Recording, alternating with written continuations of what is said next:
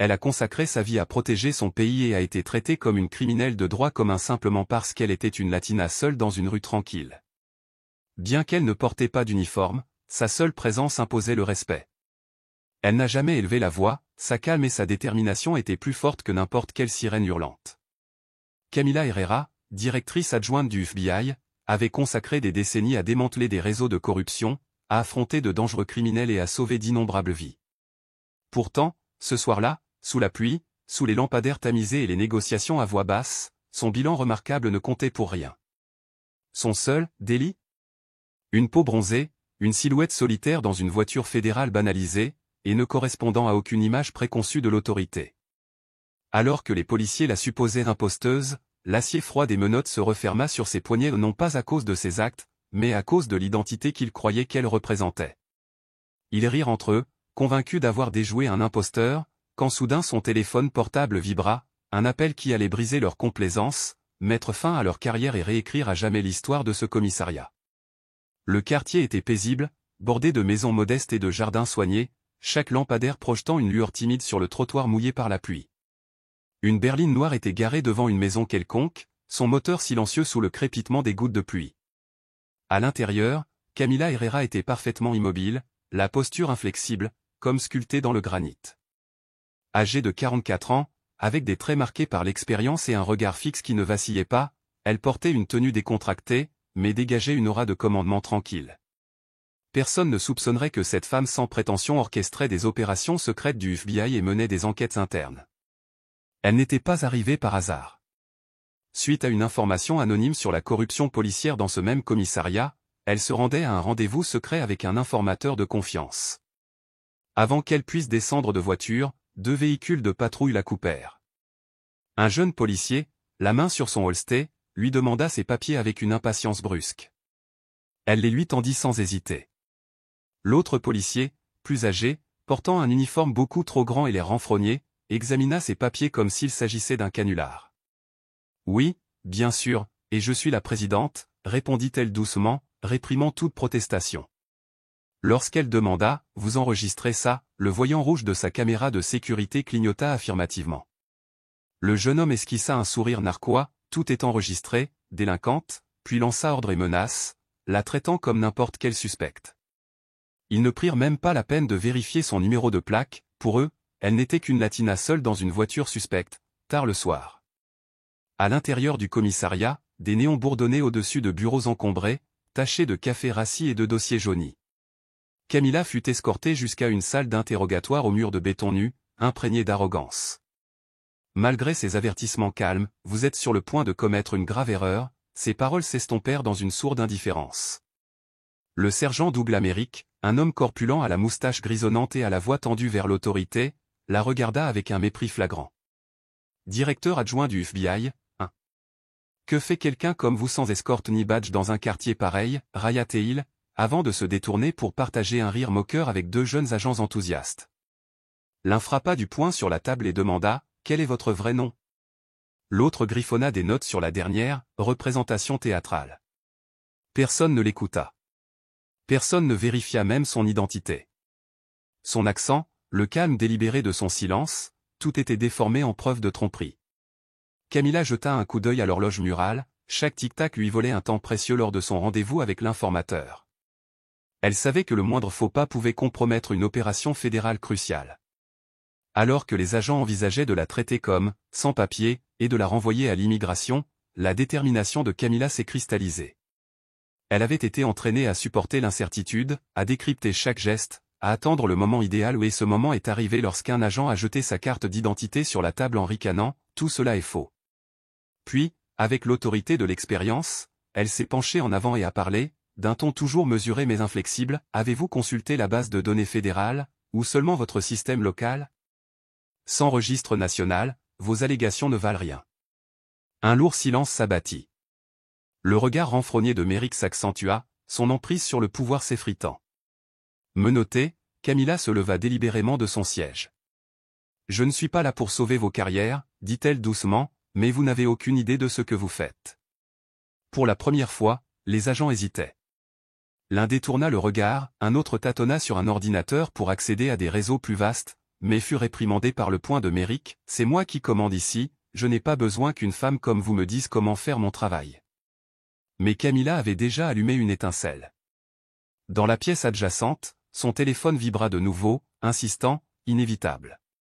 L'écran afficha « Directeur général du FBI ». L'orgueil se brisa sous le poids d'une autorité indéniable. Des mains nerveuses saisirent à nouveau son identifiant, cette fois dans une application de vérification fédérale rare. Les données qui apparurent firent pâlir même l'agent le plus audacieux. Nom complet, Camilla Herrera. Numéro de badge, 88 722. Grade, directeur adjoint, division des affaires internes, FBI. Le silence qui suivit fut total. Je crois qu'on a un problème, balbutia le jeune agent. Le sergent Méric n'osa pas lever les yeux. La femme qu'ils avaient moquée et menottée se tenait maintenant devant eux, incarnant la justice elle-même. Il m'avait ignoré, ridiculisé et menotté, mais voilà qu'elle se révélait être l'un des officiers les plus hauts gradés de l'institution même qu'il prétendait servir. Il a tenté de résister, mais comment savoir si ce n'est pas une falsification? De nos jours, n'importe qui peut créer un faux site web. Camilla, balbutia-t-il, un site fédéral avec accès biométrique où tu sais ce qu'est le système Sentinelle. Pour y entrer, il faut une autorisation directe de Washington. L'agent le plus âgé, qui s'était moqué de moi quelques instants plus tôt, ne riait plus. La sueur perlait sur son front. Son partenaire, autrefois si sûr de lui, fixait le sol comme s'il voulait disparaître. Camilla a poursuivi, vous avez vérifié le numéro de badge dans la base de données nationale, mais vous n'avez pas appelé le contact de vérification indiqué au dos du document. Vous n'avez pas tenu compte de mon avertissement initial avant de porter la main sur moi. Non, vous avez agi sans protocole, par préjugé apparent. Maintenant, chacun de vos mots est enregistré alors que vous violez les droits fédéraux d'un supérieur. Chaque syllabe était un poignard. Pire encore pour eux, cela sonnait juste, plus aucun de leurs actes ne pouvait être justifié. La caméra, en uniforme, continuait de tourner. « Tu vas continuer à faire semblant de contrôler la situation ?» demanda Camilla, « ou vas-tu répondre à cet appel avant que la situation ne dégénère ?» Elle désigna le téléphone qui vibrait sans relâche sur la table métallique derrière la vitre. L'écran affichait avec insistance « Directeur général au FBI ». Chaque bourdonnement faisait écho à la réalité qui s'abattait sur ce commissariat, mais aucun agent n'osait décrocher. Ils étaient paralysés. Pris entre l'incrédulité et la peur, ils ont vu Camilla prendre le contrôle total. « Apportez-moi mon portable maintenant », ordonna le jeune agent d'une voix soudain ferme, dénuée d'arrogance. Les mains tremblantes, il obéit et lui rendit le téléphone. Menottée devant, Camilla glissa pour déverrouiller l'écran, puis appuya pour accepter l'appel. Elle activa le haut-parleur, « Directeur Herrera ». Une voix grave tonna, « Où est-il donc ?» L'informateur a disparu. Opération compromise. Le sergent va bien? Méric a tenté d'intervenir, « Excusez-moi, qui parle ?» Agent spécial Andrew Kowalski, directeur du FBI. À qui est-ce que je parle?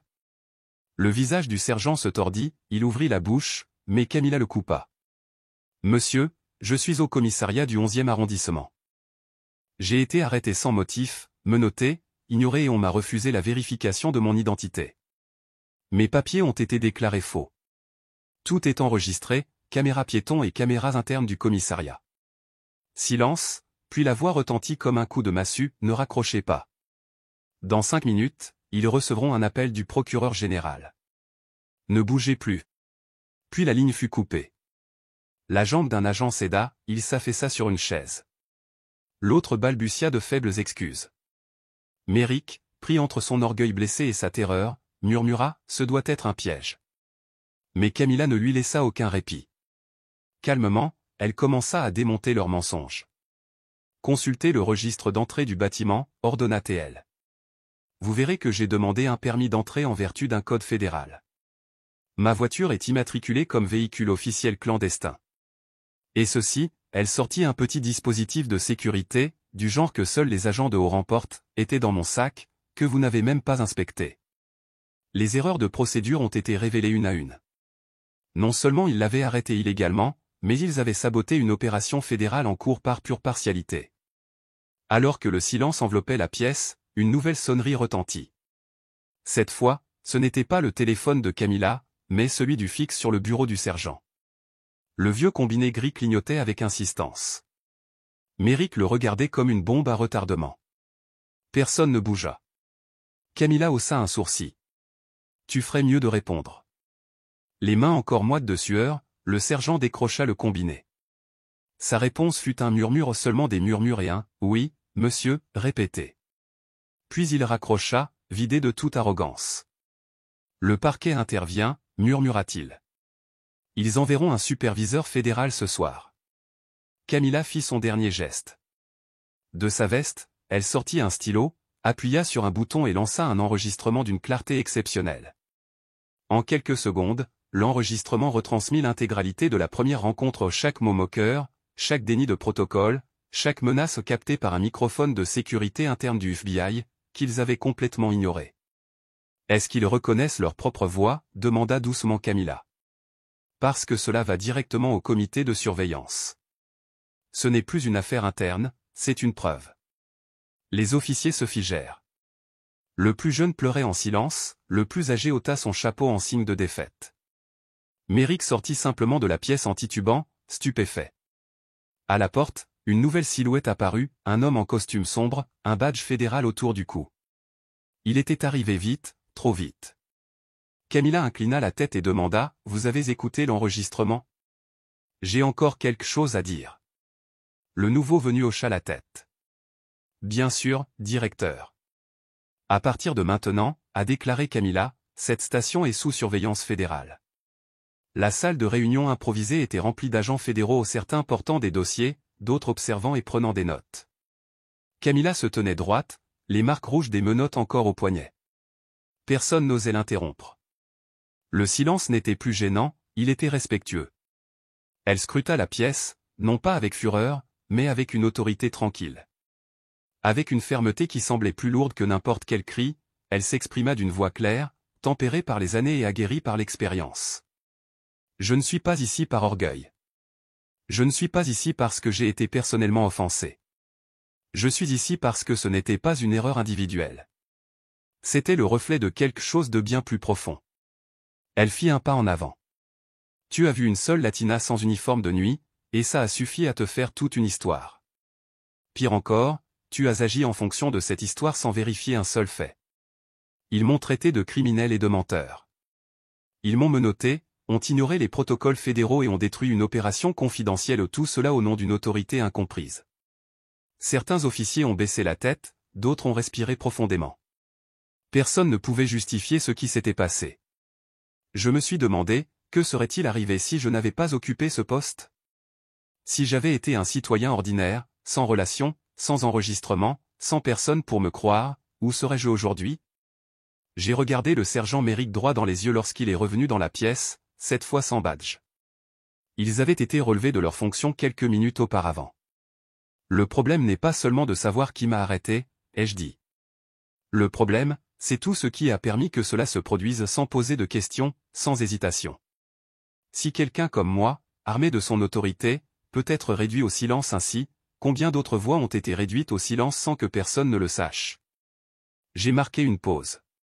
Ce que vous appelez procédure n'est souvent rien d'autre que des préjugés en uniforme.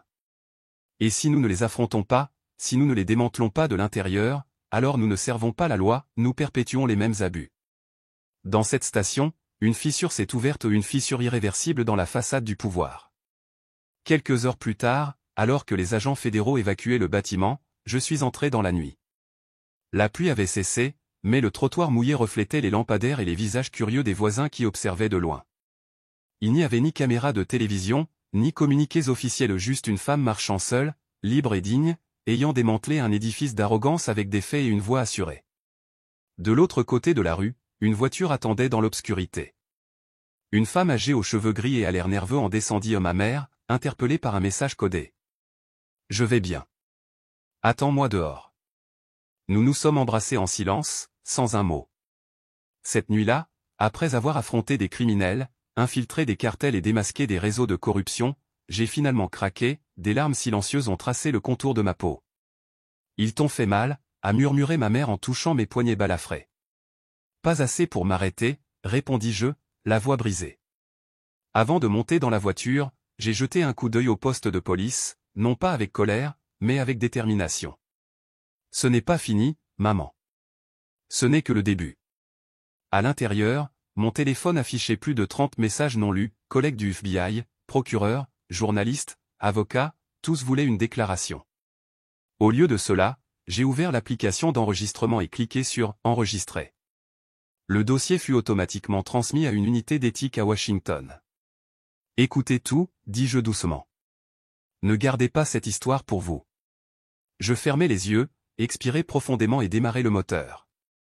La ville semblait inchangée, mais quelque part au plus profond du système, le changement avait commencé. 2 semaines plus tard, le commissariat du district 12 fermait ses portes au public. Un panneau indiquait « Enquête fédérale en cours ». À l'intérieur, bureaux vides et dossiers éparpillés gisaient dans un silence absolu. Mon enregistrement avait déclenché un effet domino.